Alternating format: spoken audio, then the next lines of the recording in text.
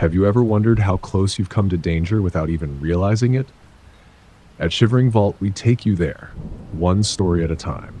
But before you drift off, consider liking this video, commenting where you're watching from and at what time, and subscribing to keep these chilling stories coming. Now, let's dive into these unsettling tales.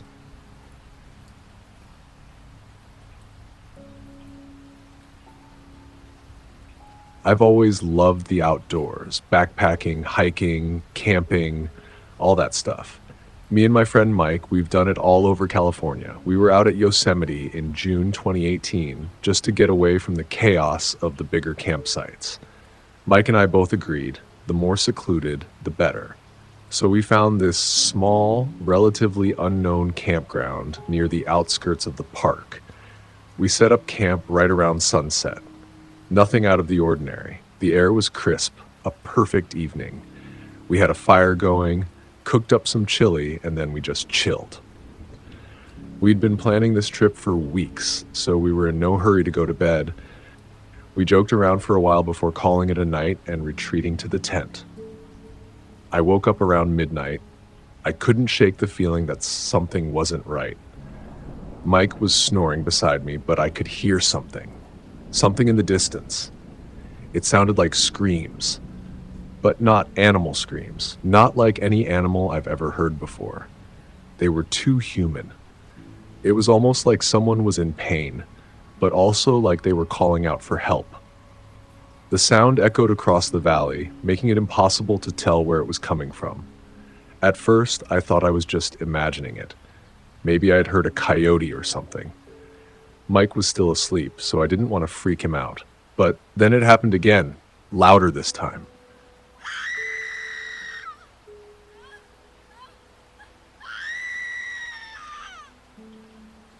The scream lasted longer. I could feel my heart rate pick up. My instincts were telling me to get up and check it out. But then that little voice in my head told me, no, don't be stupid. It's probably nothing. But that scream, it didn't sit right with me.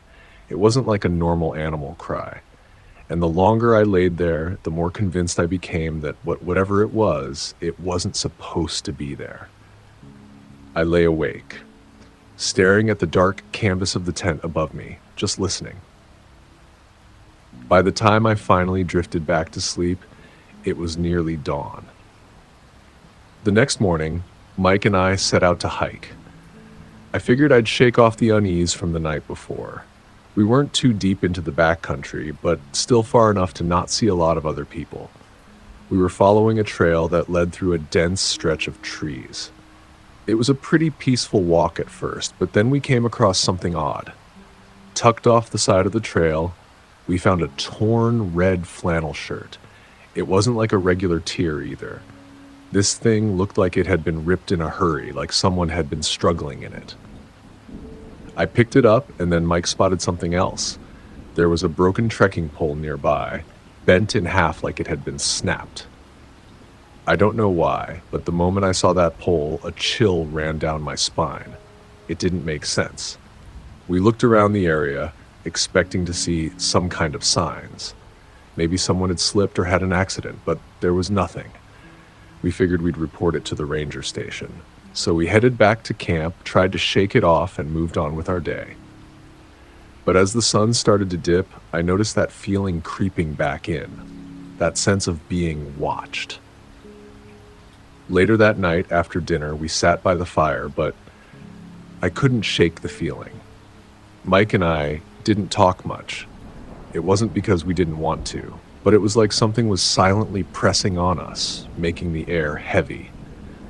We kept hearing noises, more like footsteps, cracking twigs and leaves, coming from the direction of the trees behind our campsite.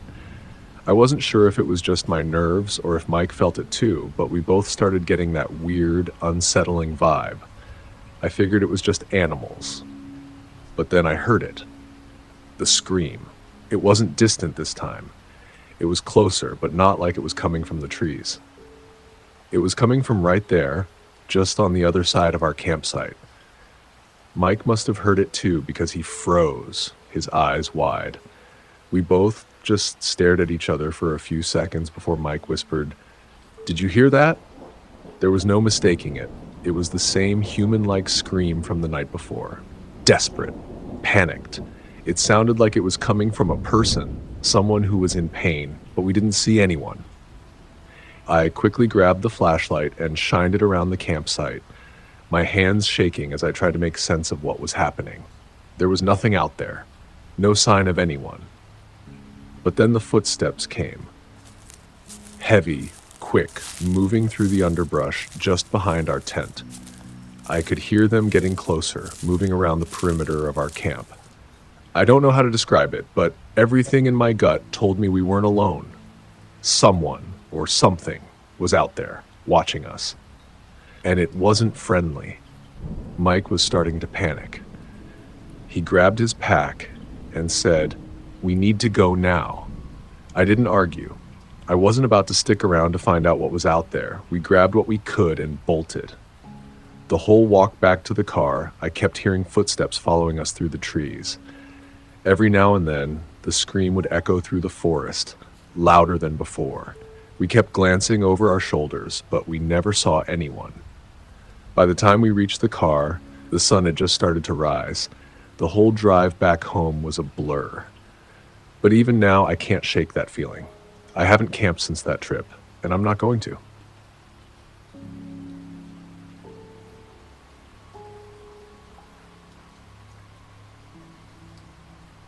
It was supposed to be a normal Boy Scout trip. I was 15 years old at the time, and it was my first time being out in the woods without an adult nearby at all times. My friend, Matt, who was supposed to share a tent with me, bailed at the last minute. Something about family stuff. So I was left to pitch the tent by myself. The sun was going down, and after a long day of hiking, we all returned to camp to get set up. It was already getting dark, and honestly, I wasn't looking forward to pitching a tent on my own. But hey, it's part of the deal. I struggled with the poles and ropes for a good 10 minutes before some older scout came over and helped me out. We managed to get it set up just before full dark. We ate dinner, and like any typical scout trip, we all sat around the campfire telling spooky stories. I remember a few of them being pretty good, but none of them were really on my mind when I crawled into my tent that night. I remember feeling kind of lucky to have my own tent. Sure, it was a little lonely, but I had plenty of space. It was a quiet night after all the noise around the campfire. I don't know how long I had been asleep when it happened, but I woke up to a sound. At first, I thought I was dreaming. A deep, heavy stomping, like someone was walking around my tent, slowly, over and over. I blinked, rubbed my eyes, and sat up. It wasn't the wind, I was sure of that. I immediately thought it was just another scout who had to go to the bathroom. Our tents weren't really close to each other, but I figured someone just didn't want to wake everyone up and was walking quietly around. The stomping continued, going in a slow circle around my tent. So, at that point, I was sure somebody was messing with me. I asked who it was, and in response to that, they stomped off into the woods. I almost found myself going out and following them, but I figured it wasn't worth it and just tried to fall back asleep. But after that, it was hard to. Sure enough, the stomping came back and started circling the tent again. I was pissed off now, so I got up and unzipped the door to the tent. I was expecting to see another scout, but when I confronted the person making the noise, instead I saw a grown man, probably 6 to 5 in his mid-30s. He was standing right there, just outside my tent, staring at me. The man gave me a creepy smile and then brought his finger to his lips, signaling for me to be quiet. I couldn't move. My mind was frozen, and I just stared at him. For a few seconds, we just stood there, locked in this eerie, silent moment. Then, without saying a word, he turned and started walking away, into the woods. I snapped out of it, and the adrenaline kicked in. I scrambled out of my sleeping bag and sprinted to my scoutmaster's tent, screaming the entire way.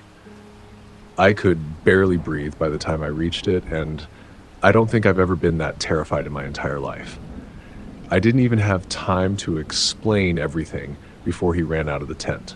He looked around, probably figuring out that something was wrong, and I told him everything. Without wasting a second, he grabbed his rifle and motioned for the other scoutmaster to follow. They both came to my tent, guns in hand.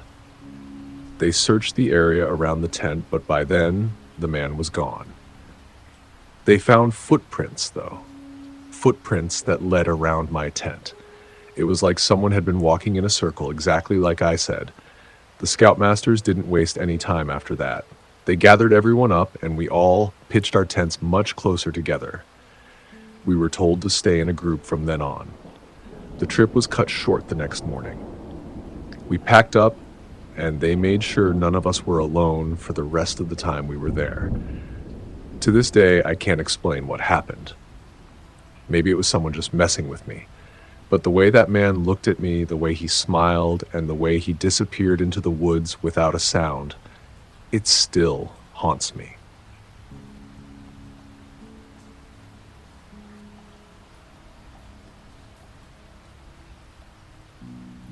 I've always been the kind of person who enjoys the quiet, the peace of nature. So when my two siblings, Sarah and Jake, suggested a camping trip after a long time apart, I thought, why not?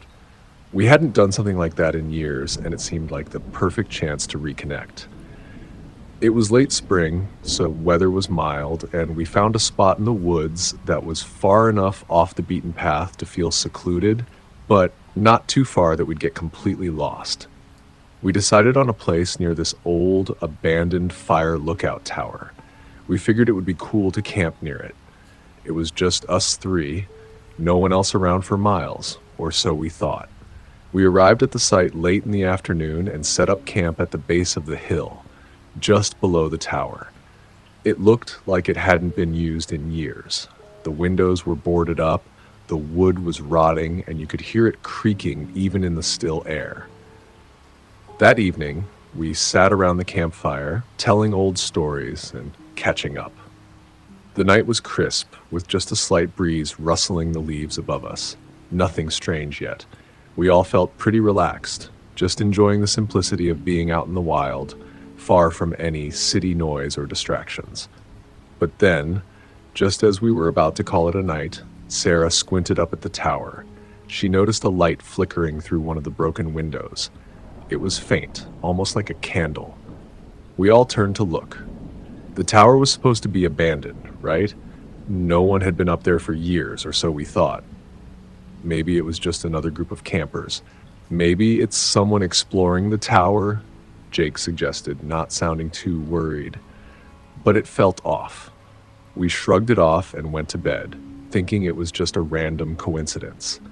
But then, in the middle of the night, something happened. I don't know exactly when it started, but I woke up to a strange sound. Slow, heavy footsteps. At first, I thought it was just the wind, but no, it was something else. The sound was coming from the tower, metallic, like someone was slowly making their way down the spiral staircase. The steps creaked under the weight. I tried to ignore it, but it felt too real. I wasn't the only one who heard it. Sarah and Jake were both awake too, lying stiff in their tents. Maybe it's just the wind, Jake whispered from the next tent, his voice shaky. Yeah, maybe, Sarah agreed, but she didn't sound convinced. Neither did I. We stayed quiet for a while, and after what felt like hours, we finally fell asleep, but it didn't last long. I woke up again, this time to a sound I can't forget, the soft thud of something large knocking over our lantern. I bolted upright, my heart racing. The canvas of our tent ripped. Someone was trying to get inside. I heard a muffled scream from Sarah's tent, followed by the quick shuffling of feet. Jake and I both scrambled out of our tents, shining our flashlights into the darkness. And that's when we saw it. A shadowy figure bolted away from Sarah's tent, heading straight for the tower. I could hear the sharp, rapid clanging of footsteps on the rusted metal stairs, echoing into the night. My blood ran cold. We didn't know what to do. My first instinct was to call 911. I grabbed my phone and called the police, but they said it would take some time to get there. While waiting, we decided to go after the figure, shining our flashlights toward the tower. Our hands were shaking. As we got closer, we could see something through the broken window. Two shadowy figures. I froze. We didn't dare go any closer. We turned and backed away, still shining the flashlights toward the tower, but not getting any closer. We didn't know what to do next. We waited. The police didn't arrive until just before dawn. When they stormed the tower, we couldn't look away. It wasn't until the sheriff came back out that we learned the full story. Inside the tower, they found what looked like a small camp. Sleeping bags, stolen gear from other campsites, and a stash of tools and knives. They had been watching us, watching every move we made since we arrived. Apparently, they'd been living in that tower for months, silently observing campers, robbing them, and attacking them when they were vulnerable. I can't even describe the feeling when I realized it. We didn't go back to that tower. We packed up and left the next morning, our nerves shot. But I'll never forget how close we came to being their next victims.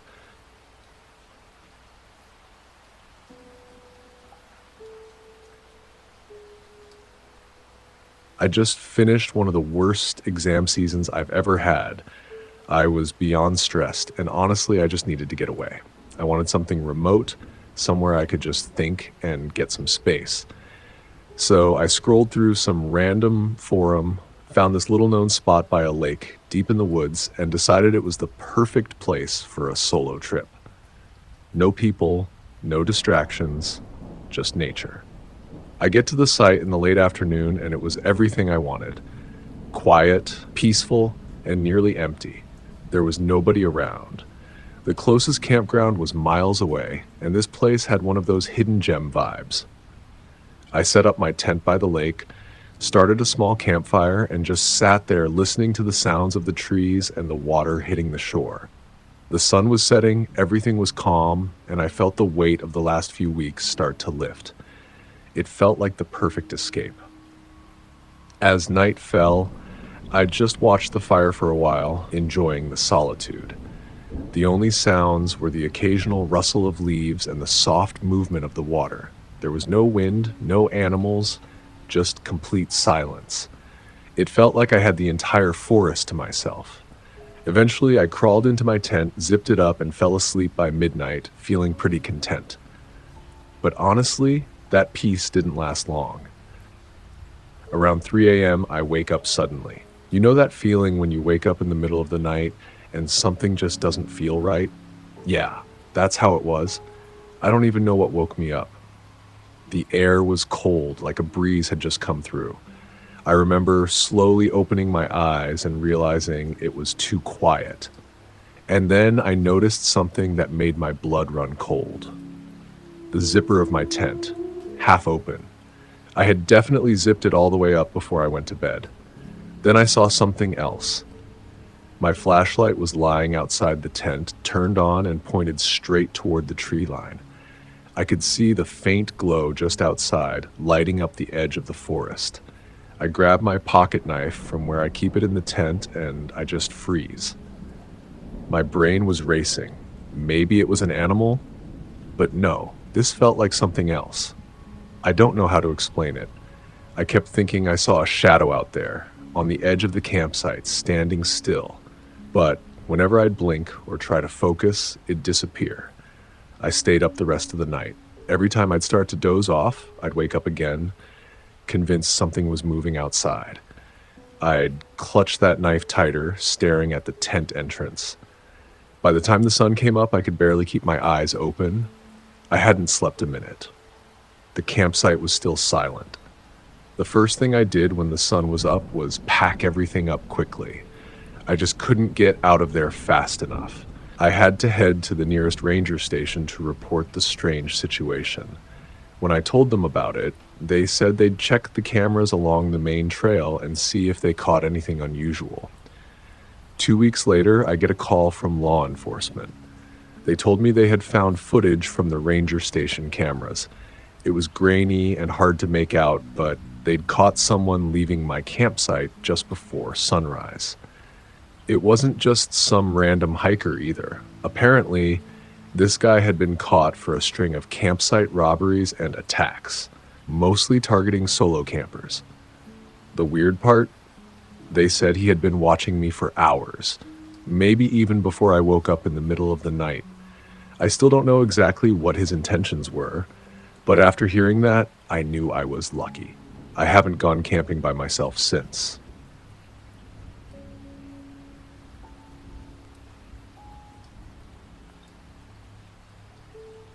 I've always loved hiking and camping, and this one weekend I decided to get away for a solo trip. I found this small trailhead in a pretty remote spot in the mountains. I didn't want to hike too far in that night, so I figured I'd just park my car and sleep in it. Seemed like a good idea at the time, especially since I'd be getting up early to start the hike at sunrise. I pulled off onto this little dirt road, and there was this small clearing just off to the side. It was totally isolated. There weren't any other cars or people around, just trees and the sound of crickets, which I actually really liked. I parked my car, threw a couple of blankets in the back seat, and just got settled. I didn't want to deal with setting up a tent, and honestly, the thought of being in a car with the doors locked felt a lot safer, especially with how isolated it was. The hours drifted by. I remember looking out the window at the dark sky, watching a few stars through the trees. It was peaceful, really. No lights from nearby roads or anything, just complete silence aside from the occasional rustle of leaves. Eventually, I drifted off to sleep. I don't know what time it was when I woke up, but it was deep into the night. At first, I wasn't sure if I was dreaming, but then I heard something. A faint sound. At first, it was just a soft clicking, like someone was messing with the car door handle. I froze. My heart started pounding, but I thought maybe it's an animal. But then the clicking got louder, more deliberate, like someone was really tugging at the handle. I held my breath, not wanting to make a sound, but my mind was racing. Someone was outside, moving around my car. I had a bad feeling. My windows were fogged up, so I couldn't see anything outside, but I heard slow, deliberate footsteps circling the car. I stayed completely still, hoping maybe it was just some drunk guy or something, but deep down I knew that wasn't the case. Then, something even worse happened. I heard the unmistakable sound of metal hitting glass. It was the window. Someone was hitting it with something hard. A crowbar, maybe. My whole body went cold, and all I could think was that if they broke through, I wasn't going to have time to escape. I was frozen for a few seconds. The fear, the panic, it just hit me all at once. My hands were shaking so bad that it took me a moment to fumble for my keys. When I finally found them, I slammed them into the ignition and started the car. The headlights shot out into the dark, illuminating the trees in front of me. That's when I saw him. There was a figure just outside the reach of the headlights, in a dark hoodie. I couldn't make out much more than that, but I could see him clearly enough to know he was standing still, watching. And then, without any hesitation, he turned and bolted into the trees. I didn't give myself a chance to think. My foot slammed down on the gas pedal, and I peeled out of there. I don't even know how far I drove, but I finally stopped at a gas station a while later. I sat there for a few minutes, trying to calm down. Then I decided I needed to report what had happened, so I called the sheriff's department. They told me a deputy would meet me at the gas station, so I waited. I told the sheriff everything that had happened. He said they'd try to look into it and keep an eye out. That was the last I heard from them. I still think about that night sometimes. I don't know what would have happened if I hadn't gotten out of there when I did.